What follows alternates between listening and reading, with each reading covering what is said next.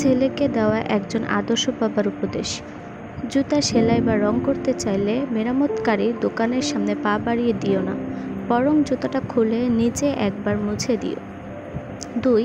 কখনো কাউকে কামলা, কাজের লোক বা বুয়া বলে ডেকো না।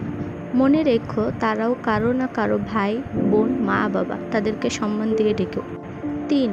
বয়স, শিক্ষা, পদ পদবীর দিক দিয়ে কেউ ছোট হলেও কখনো কাউকে ছোট দেখো না, নাহলে তুমি ছোট হয়ে যাবে। 4.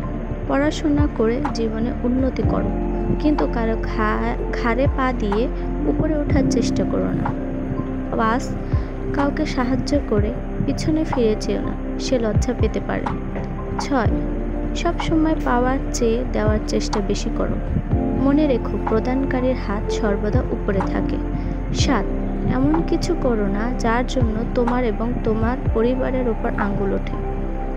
8. ছেলে হয়ে জন্ম নিয়েছ, তাই দায়িত্ব এড়িয়ে যেও না।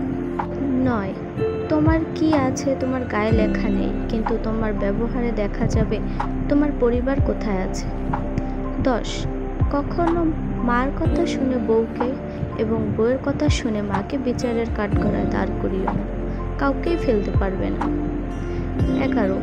কারো বাসায় নিমন্ত্রণ খেতে গেলে বাসায় 2 মুঠো ভাত খেয়ে যেও, অন্যের পাতিলের ভাতের আশা থেকো না। 12.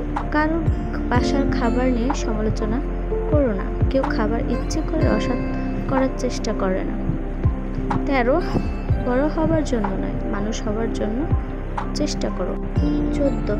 শ্বশুর কিংবা শাশুড়িকে এতটা সম্মান দিও যতটুকু সম্মান তোমার বাবা মাকে দাও, এবং তাদের প্রতি এমন আচরণ করো যাতে করে তাদের মেয়েকে তোমার বাড়িতে পাঠানোর জন্য উতলা থাকে। 15. সবসময় ভদ্র নম্রভাবে চলো এবং কথা বলো, কিন্তু অন্যায়ের সাথে আপোষ করো না।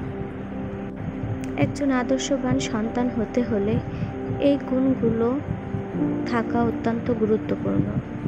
তাই আমার এই কথাগুলো যদি আপনাদের কাছে ভালো লেগে থাকে, তাহলে অবশ্যই লাইক, কমেন্ট করে আমার পাশে থাকার চেষ্টা করুন।